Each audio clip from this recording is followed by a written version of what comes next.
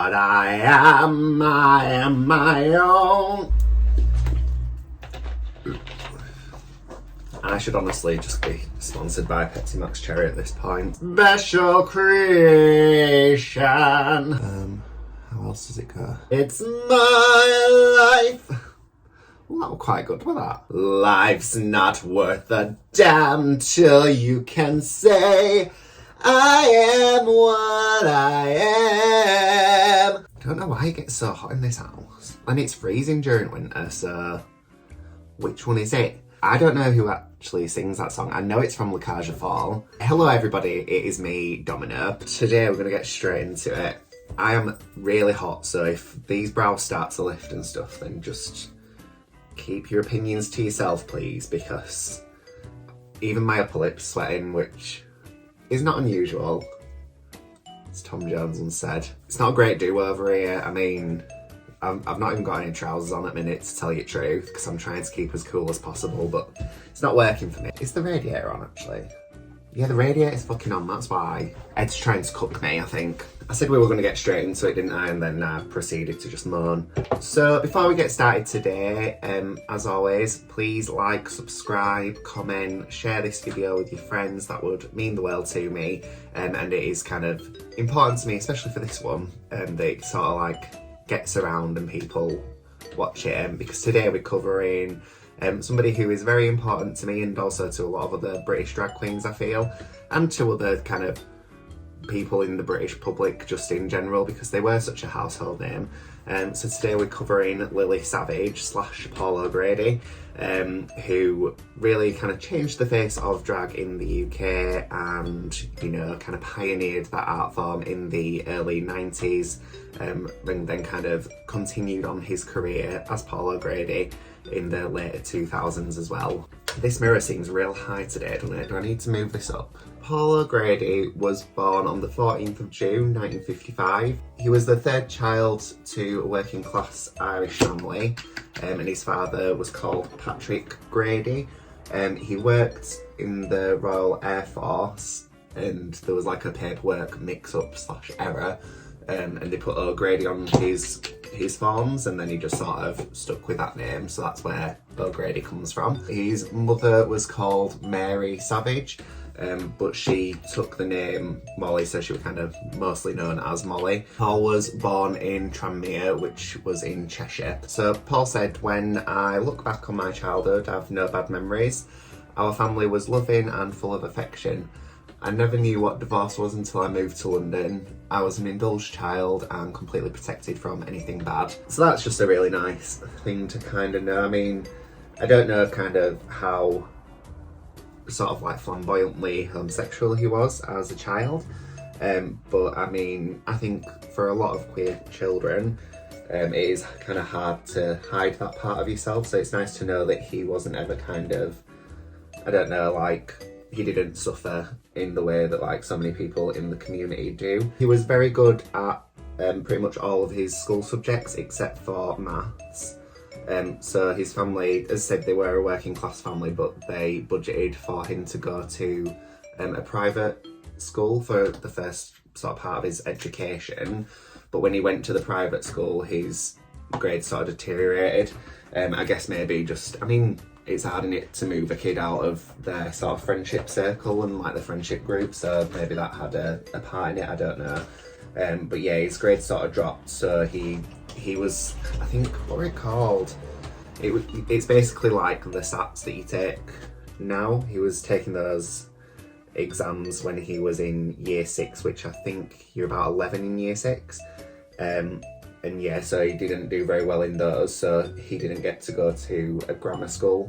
A grammar school in England is like, well, I know like it's obviously meant to be like a better education and stuff, at least at that time. But I mean, I think, you know, this is my opinion, that you can have as good of an education wherever. It doesn't really matter on the school. It sort of more matters on how like receptive you are, and also like how good, like nice the teachers sort of are with people. But I don't know.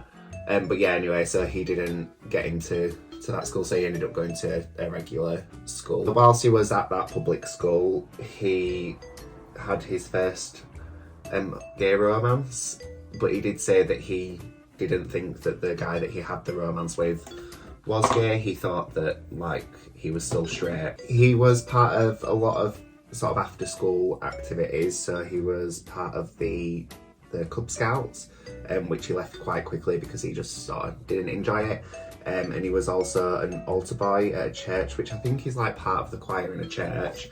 But he was quickly sort of, I guess, dismissed. You can't say like sacked when it's a kid, can you? And it's sort of an extracurricular activity. But basically he laughed at a funeral. So they sort of got rid of him basically. So he didn't have a very long career as an altar boy, let's say that. When you think of Lily Savage, you don't really think of an altar boy, do you? And yeah, it's just, I don't know, it kind of shows that from a very young age he maybe had that sort of like irreverence that Paul and Lily were both known for. I mean, I don't know like the full ins and outs of why he was laughing at the funeral, but I will say like funerals can be very awkward sometimes, can't they? So maybe he was just sort of laughing because he felt awkward. So eventually he settled on the Sea Cadets. He said he wanted to do because it was kind of like following in the steps of his childhood idol, which was Popeye. And whilst he was at the Sea Cadets, I guess, is it like a general? I don't really know. So like one of his sort of mentors said that he should get involved in boxing, so he did join a boxing club, and apparently he was like a big fan of boxing like for the rest of his life, which I didn't actually know, so I found that quite interesting to discover. This isn't blending out very well for me today. I put on that primer that's meant to be like the Bobbi Brown one from Primark. I put that on, and I don't know how well the makeup actually sits over the top of it, to be fair, but apparently not very well. He was like very into the mod fashions, and he had a paper round and like other sort of small jobs, which he like saved up his money to be able to sort of dress himself in, you know, that sort of style that he enjoyed. I'm sorry if you can hear loads of background noise from outside, but I do have to have the window open because otherwise I'll die. Every time that I do my powder, I realise that I need to buy more powder, and I just keep forgetting. So after this, I need to jump on Jeff Bezos's Amazon and order some more powder. So now we're gonna move into Paul's sort of earlier adulthood. So this is pre sort of Lily Savage. So in his early adulthood, Paul had a job in the civil service at the DHSS, and he also worked at bars as well during that time. He did get accused of having poor timekeeping and just like generally not being very professional at his job in the civil service, so he actually decided to just leave.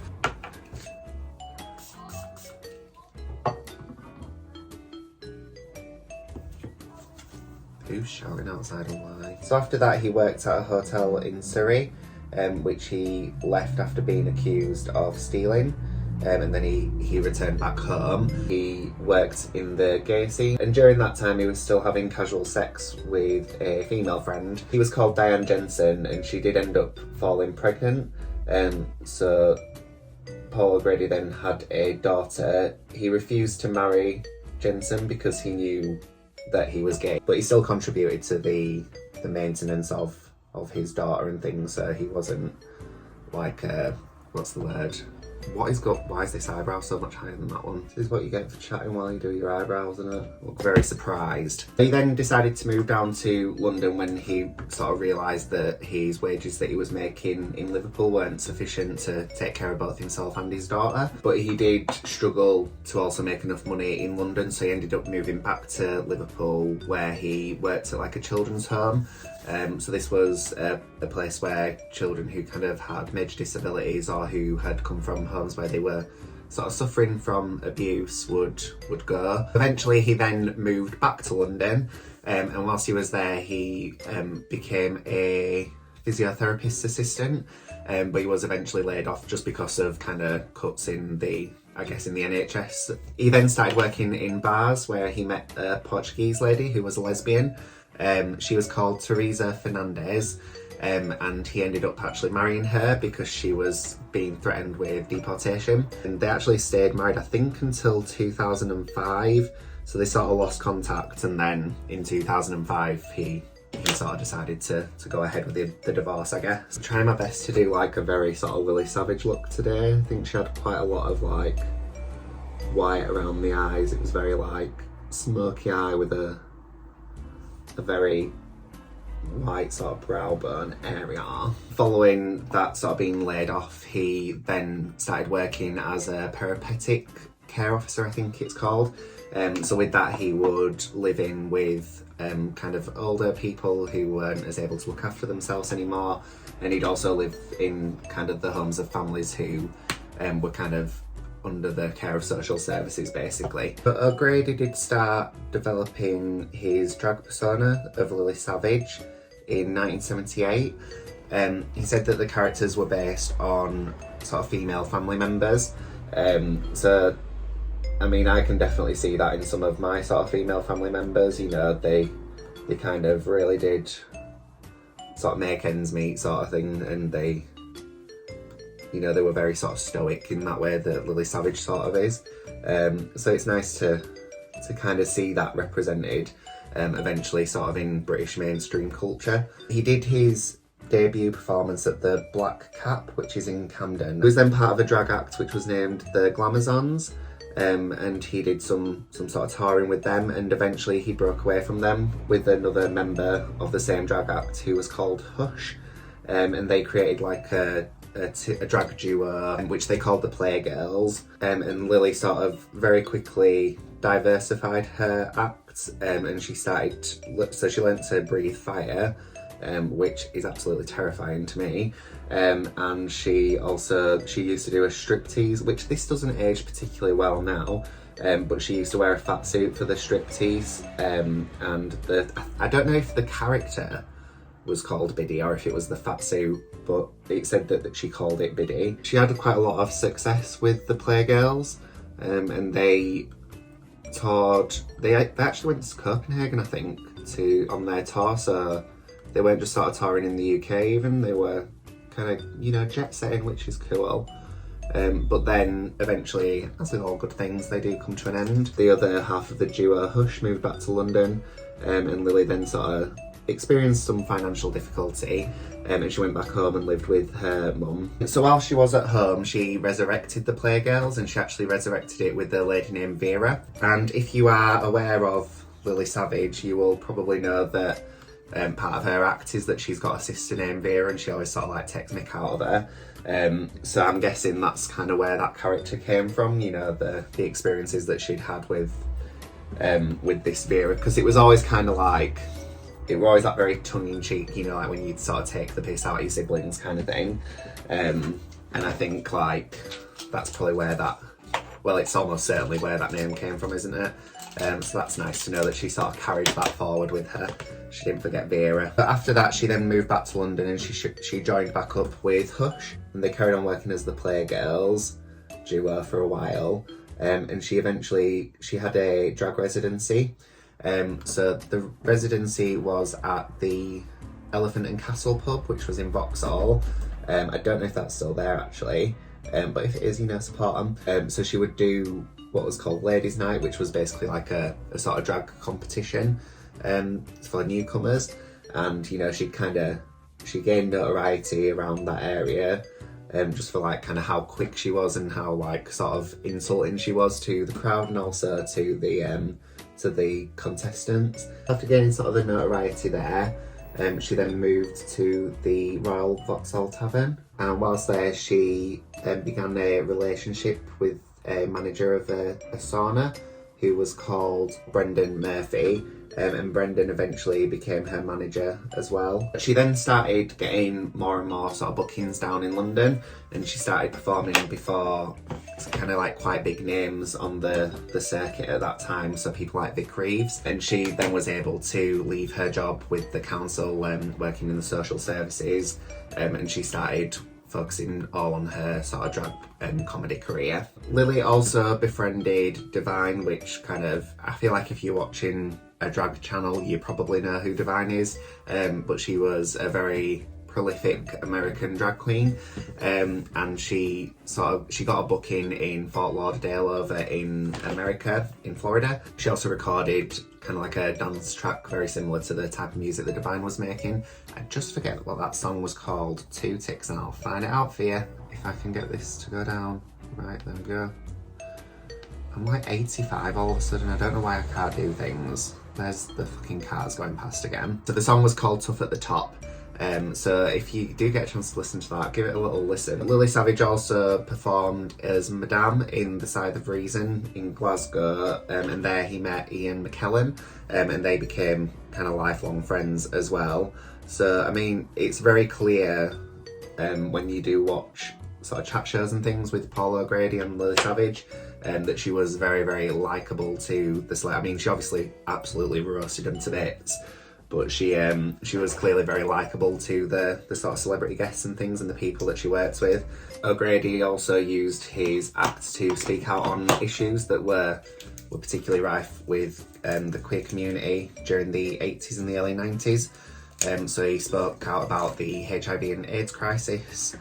And in April he took part in a march against Section 28. So that was a ban on any sort of education on, you know, kind of the homosexual lifestyle, and kind of it basically was making it more dangerous to be a homosexual, especially at like such a high sort of time of like the pandemic that was the AIDS crisis. And he was also in a play about the AIDS crisis, and he became friends with his co-star Amanda Melling. So again, obviously like a very enjoyable person to be around. He seemed to like pick up friends very easily. So Lily Savage was then nominated for a Perrier Award, which I think is like quite a high up comedy award in the UK, at least at that time. And she was nominated alongside people like Jack Dee and Eddie Izzard. Prior to that, she had a bit of a TV breakthrough as well. So she'd been in The Bill, which is like an ITV drama in the UK, that's based around kind of police officers and like fighting crime and things like that. She played the part of a trans sex worker who was like an informant to the police. And I believe in that role she had 3 episodes which did span from 1988 through to 1990. So eventually she did leave the Royal Vauxhall Tavern, and she took her sort of show on the road, and she started selling VHS tapes. I have actually recently seen one of her VHS tapes, and it's called Lily Savage Live and Untransmittable, which if you are aware of like the AIDS crisis and HIV and things, untransmittable is when you've sort of got your viral load so far down that like you can't sort of transmit the infection to anybody else anymore. So it's basically like the same as being HIV negative. So I mean, I don't think it's a coincidence that the show is called that and that the tape is called that.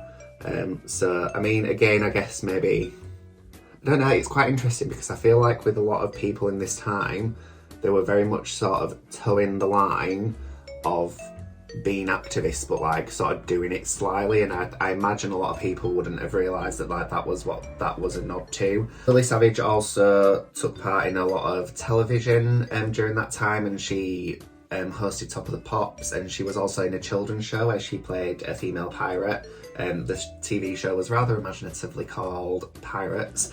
But I mean, again, very interesting. So with like the topics that are going on, especially in America at the moment, around kind of like drag queen story time and stuff, like we've been having drag queens entertaining our children for years now, and nothing bad has ever come of that. Drag queens are not the issue here.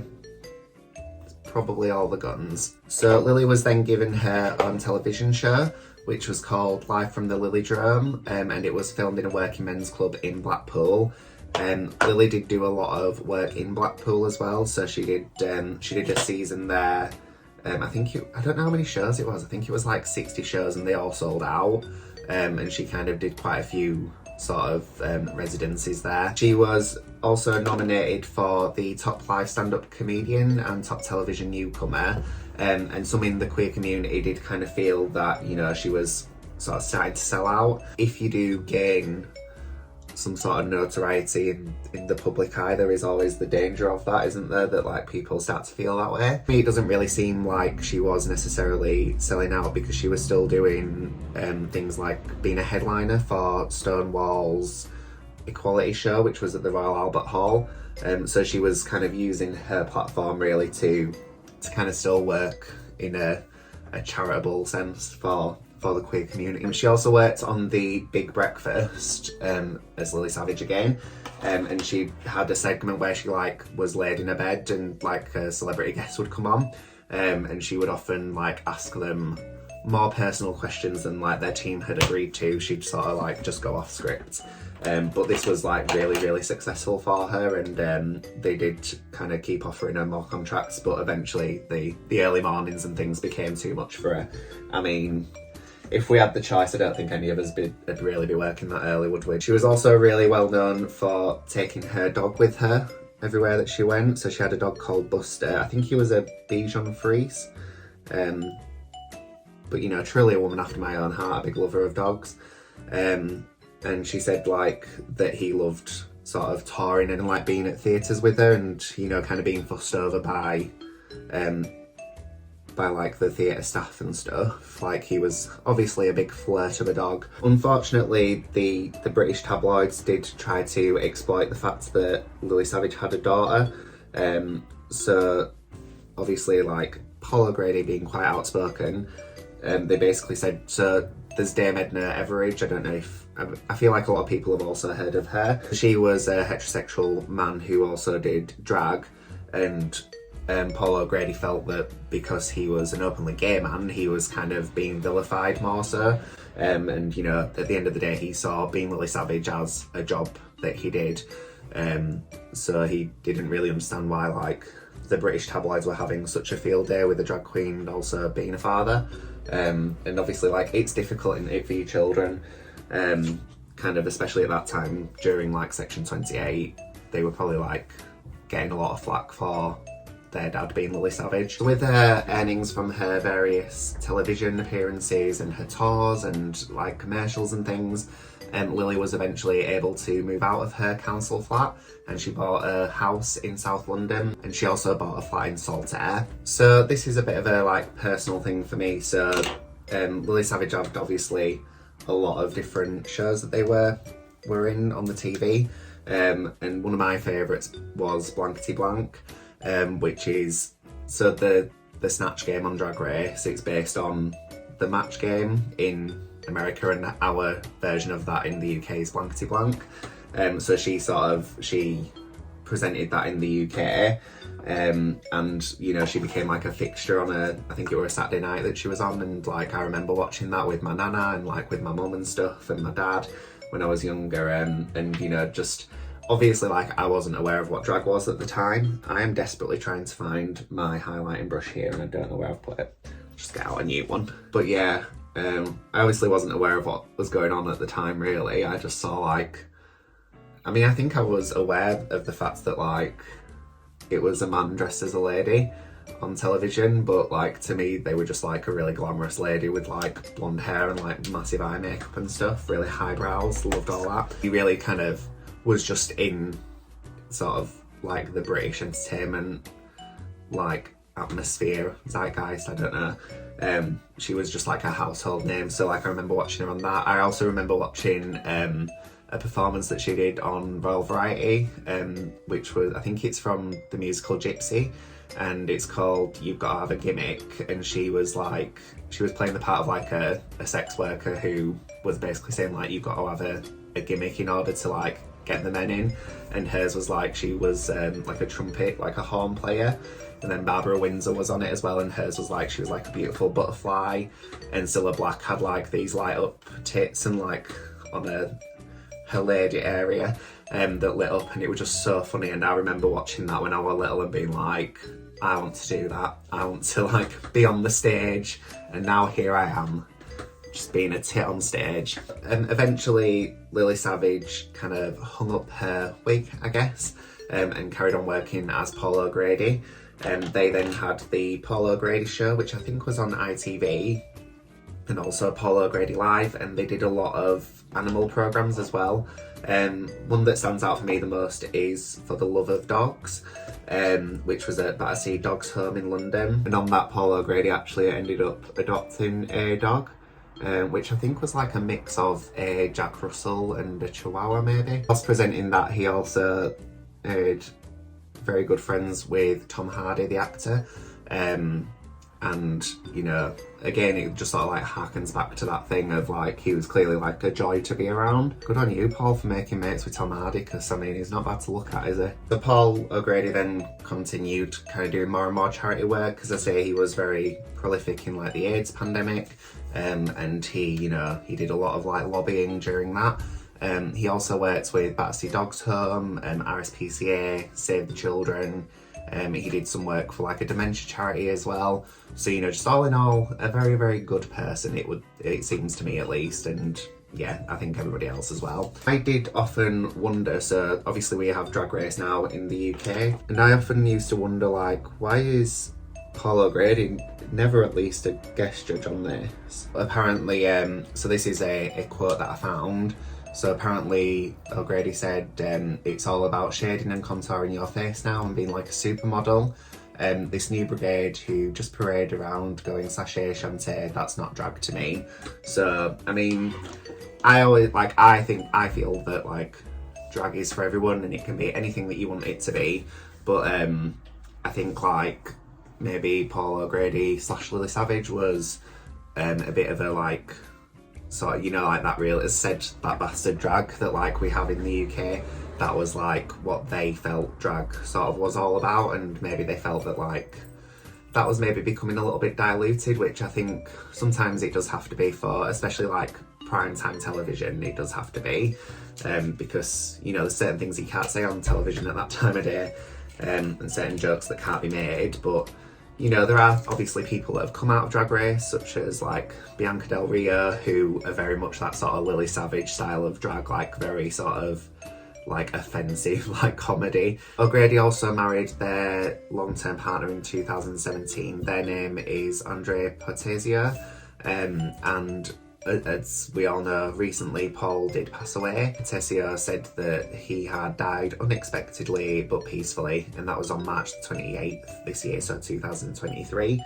And you know, the sort of nation was very, very shocked to lose this person at like such a young age, really. I think he was 67. He had issues with heart problems and things in the past. He'd suffered quite a few heart attacks, which was put down to kind of congenital heart issues. So like, I think, is that the right word?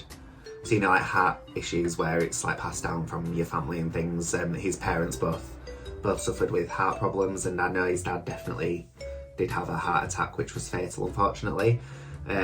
We obviously, like, I'm not here to sort of say, oh, like, this is what he died of, because, I mean, as long as it was, like, peaceful, that's all that, like, anybody really wants, isn't it?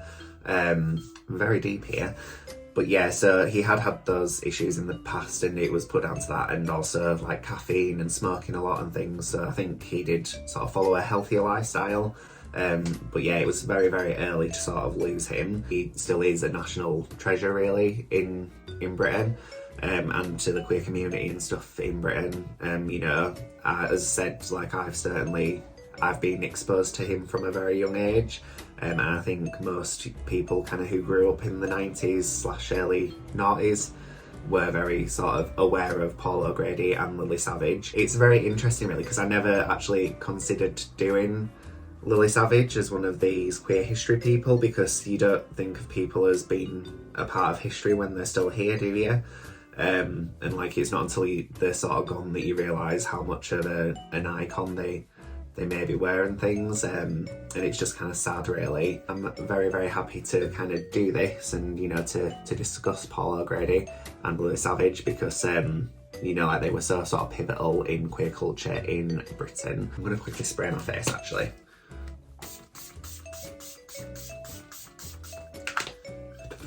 Right, I'm going to go put a frock on now, and a little wig, and I'll BRB. These tits look weird. Okie doke, so I am now back in my best approximation of Lily Savage.